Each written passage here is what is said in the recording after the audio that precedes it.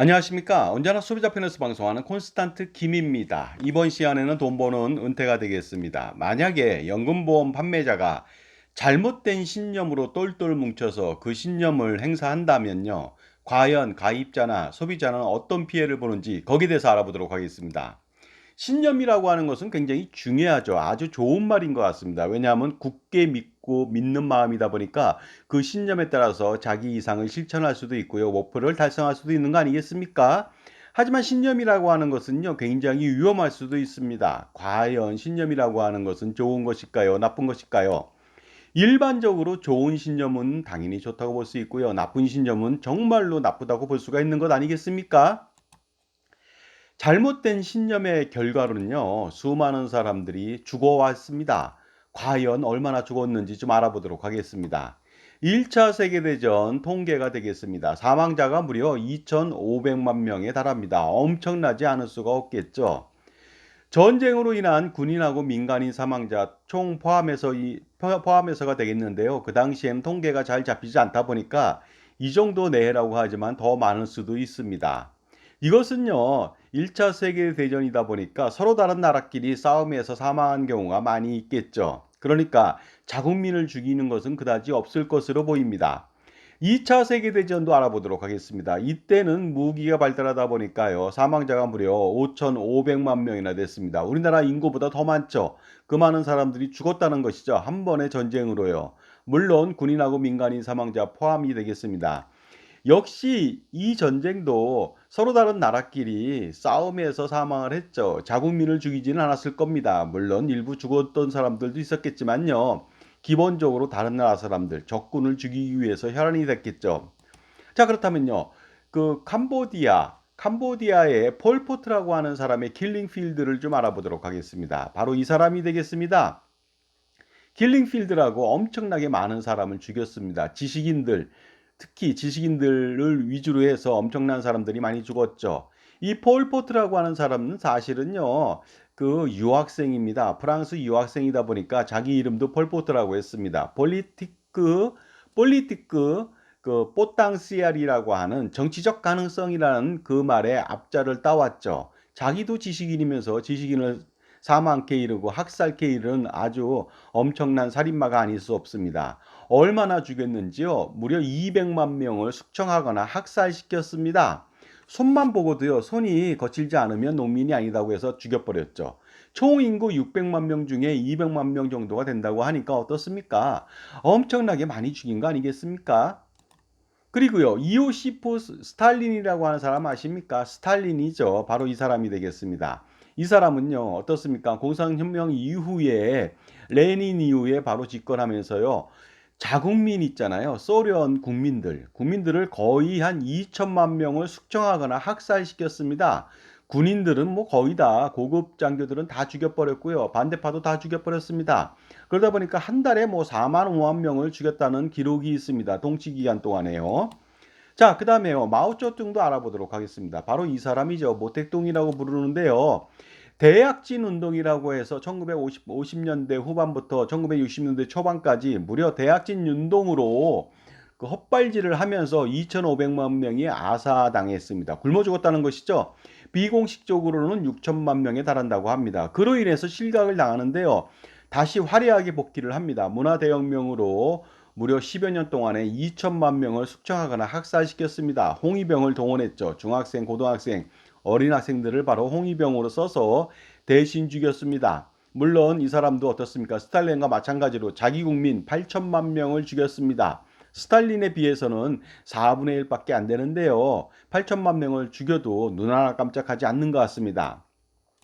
이번에는 베네수엘라를 보도록 하겠습니다. 이 사람 누굽니까? 그리고 또 이 사람은 누구죠? 바로 맨 왼쪽에 있는 사람은 우고 차베스가 되겠고요. 그 다음에 옆에 있는 사람은 현재 대통령인 니콜라스 마두로가 되겠습니다. 바로 우고 차베스의 페르소나 아니겠습니까? 바로 추정하는 인물이죠. 연달아서 계속적으로 베네수엘라를 집권하고 있습니다. 그런데 베네수엘라라고 하는 나라는 어떤 나라입니까? 세계 최대 원유 매장량을 자랑하는 엄청난 나라가 되겠습니다. 그런데 이 나라를요, 이 두 사람이 그동안 집권하면서 가장 못 사는 나라, 최빈국으로 만들어 놓았습니다. 그러다 보니까요. 국민의 94%가 빈곤층이고요. 90%가 기아에 허덕이고 있습니다. 그로 인해서 어떤 일이 벌어졌냐면 우리나라 같은 경우에는요. 운동을 하거나 다이어트를 하거나 하면서 엄청난 돈을 들였어도 1kg, 2kg 빼기도 힘듭니다. 그런데 이 나라는요. 국가가 알아서 해 줬습니다. 전 국민 다이어트를 실시했습니다. 11kg 평균 감량을 시켰죠. 이것은 뭐 일부러 시킨 건 아니겠죠. 나라가 가난하니까 국민이 기아에 허덕이다 보니까 이렇게 영양실조로 11kg라고 하는 엄청난 다이어트에 성공한 거 아니겠습니까? 그리고 부자는요, 어떻습니까? 인구가 4천만이 안 되는데 그중에서 200만에서 300만은요, 엑소더스, 해외로 다 탈출했습니다. 그러다 보니까 빈자만 남아있는 상태죠. 자, 이처럼요, 잘못된 신념과 정책이 경제를 잡아먹고 국민을 잡아먹었습니다. 이것은 어쩌면 이들의 잘못이 아니라 그들한테 무소불위의 권력을 준 국민의 잘못은 아닌가 이런 생각도 해보게 되겠습니다. 불과 한 사람이요. 이렇게 많은 사람을 죽여도 되는 겁니까? 이렇게 많이 죽일 수 있었던 것, 그 원동력은 바로 그릇된 신념 때문입니다. 이경규라고 하는 오래된 원로 개그맨이 있습니다. 이 사람 뭐 어떻게 보면 MC계의 대부라고도 할 수 있는데요. 이 사람이 이런 말을 했습니다. 잘 모르고 무식한 사람이 신념을 가지면 무섭습니다. 그러니까 무식한 사람이 신념 가지면 안 된다는 뜻이 되겠습니다. 정말로 무섭다는 거 아닙니까? 그러니까 절대로 무식한 사람은 신념을 가지면 안 된다는 뜻이 되겠습니다. 왜냐하면 제대로 알지 못하고 가졌다는 뜻이 되겠습니다. 그러다 보니까 어떻습니까? 나쁜 사람들은요, 집권자들은 사악하게도 무식한 것들을 행동대장 또는 선동꾼으로 아니면 학살자로 이용해서 어떻습니까? 그 사람한테 그 신뢰를 무한정 주면서, 무한히 주면서 잘못된 신념을 심어놓고 자기한테 추종하게 만드는 어떻게 보면 로봇을 만들어서요, 대리로 국민을 숙청하고 국민을 학살하는 그런 일을 시켰다는 것이 되겠습니다. 그러니 어떻습니까? 그 무식한 사람이 대부분 무모하고 용감한 편입니다. 무식하니까 그럴 수도 있겠습니다. 사리 판단을 못하니까요. 그런데 신념을 가지면 더 무섭다는 거 아니겠습니까? 따라서 잘못된 신념이라고 하는 것은 어린애한테 총을 쥐어주는 것과 마찬가지가 되겠습니다. 굉장히 무섭지 않습니까? 어린애한테 총을 준다는 것이요. 사기치는 사람도 신념이 있습니다. 비록 잘못된 것이지만요. 그런데 놀라운 것은 자신의 행동이 정당하다고 믿는 사람들이 꽤 많다는 것이죠. 사기를 치거나 아니면 거짓말을 하는 사람들도요. 거짓말을 해도 그것이 진실인 양 확신에 차서 믿는다는 것 아니겠습니까? 그러다 보니까 리플리 증후군이라는 것이 있습니다. 리플리 신드롬이죠. 현실 세계를 부정하고 허구의 세계만을 진실로 믿으면서 상습적으로 거짓말과 행동을 일삼는 반사회적인 인격 장애를 갖춘 사람들이 되겠습니다. 그런데 일반적인 사람이라면 파급 효과가 없는데 이게 또 전문가라고 자처하거나 약간의 전문성을 띈 사람이 이러면 정말로 그 파급 효과는 엄청날 수밖에 없습니다. 한편 조금 안다는 전문가가요, 사악한 마음을 만약에 가진다면요, 소비자들한테 휘두르는 흉기를 쥐어준 것과 마찬가지가 아닐 수 없을 정도로 굉장히 위험합니다. 자, 그렇다면 본론으로 가보도록 하겠습니다. 종합자산관리사 및 보험 및 금융상품을 판매하면서 소비자들을 도와주는 사람이 만약에 오로지 자신이 판매하는 상품을 팔고자 혈안이 되어서 잘못을 모르고 거짓으로 그 사람들을 선동하거나 속여서 가입시킨다면 어떤 결과가 나올까요? 당연히 소비자는 최악의 인생을 살아야만 합니다. 다시 태어나도 복구가 안 될 정도의 심각한 어떻습니까? 재산적 손실 및 정신적 피해, 타격을 입어야만 되겠죠. 자, 그런데 그러한 잘못된 행동이 신념으로 똘똘 뭉쳤다면 어떤 일이 또 벌어질까요? 소비자는 정말로 지옥을 맛봐야만 합니다. 수천만 명을 학살하는 것과 나와 나 가족의 자산 관리를 망쳐서 결국은 나와 나 가족의 은퇴 준비와 자산 관리와 가난해서 허덕이게 하는 것은, 그래서 죽이게 하는 것은 동일한 위험 아닐까요? 전 그렇게 생각합니다. 똑같다고 생각하거든요.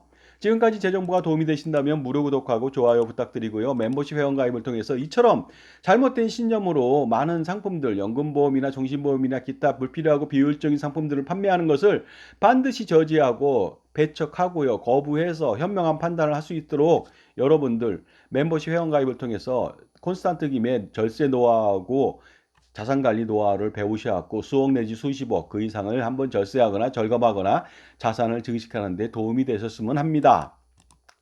자, 그렇다면 솔루션은 무엇일까요?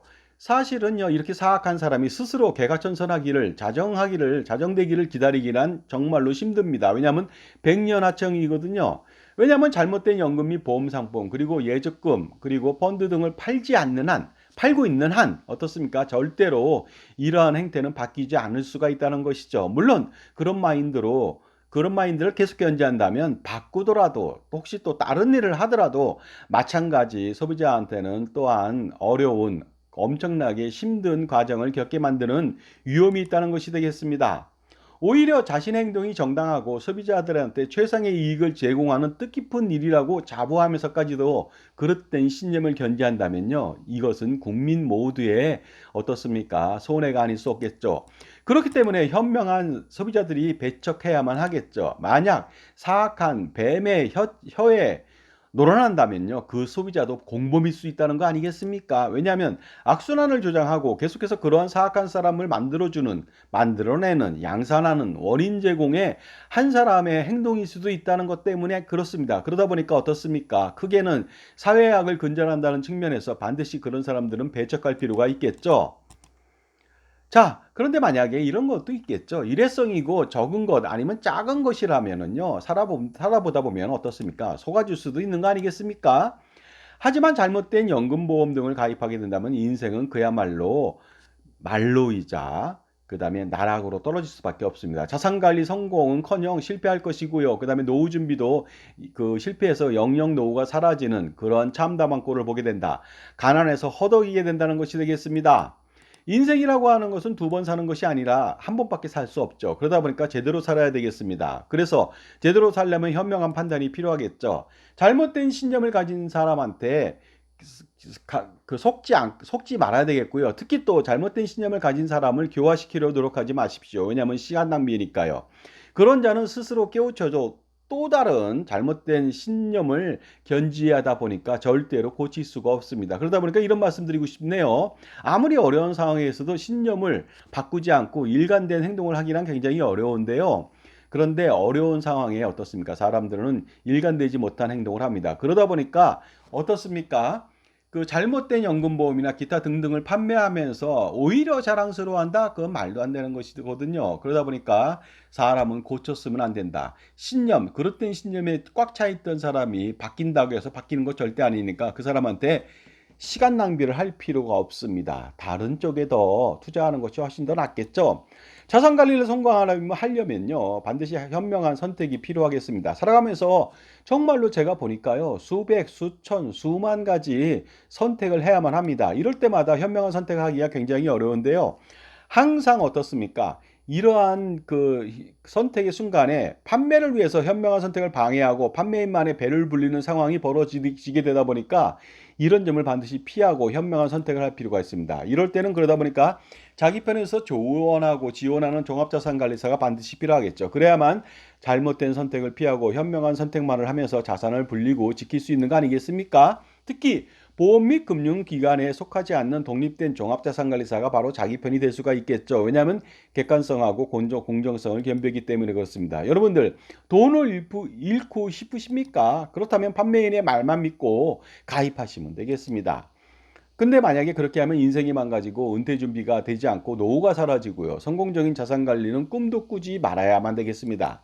여러분 그런데 만약에요. 돈을 벌고 싶으십니까? 그렇다면 자기 편의 종합자산관리사한테 만나서요. 그 사람의 현명한 조언과 관리를 받아서 현명한 선택을 하셔야 되겠습니다. 이것은 단순히 몇백만 원, 몇천만 원을 자산을 증식시키고 절세를 하는 것에 지나지 않는 것이 아니고요. 수억 원 내지 수십억 원 아니면 그 이상을 절세도 할 수 있고 벌 수도 있고 자산을 증식할 수도 있는 거 아니겠습니까? 따라서 현명한 자산 관리를 위해서 반드시 현명한 조언을 받아야 되겠고요. 콘스탄트 김의 NGP 플랜을 통해서 100년 동안의 절세 전략을 완성시킬 필요가 있으니까 10월 달 세미나에 한번 참석해 보시기 바랍니다. 세미나는 바로 커뮤니티에 공지되어 있으니까 참조해 보시기 바랍니다. 자, 지금까지 잘못된 신념을 견지하고서 연금보험 상품이라든가 종신보험 상품이라든가 각종 보장보험이라든가 이런 걸 팔았을 때 가장 큰 문제점은요.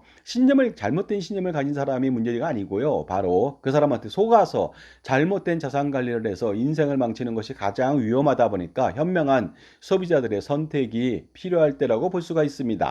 감사합니다.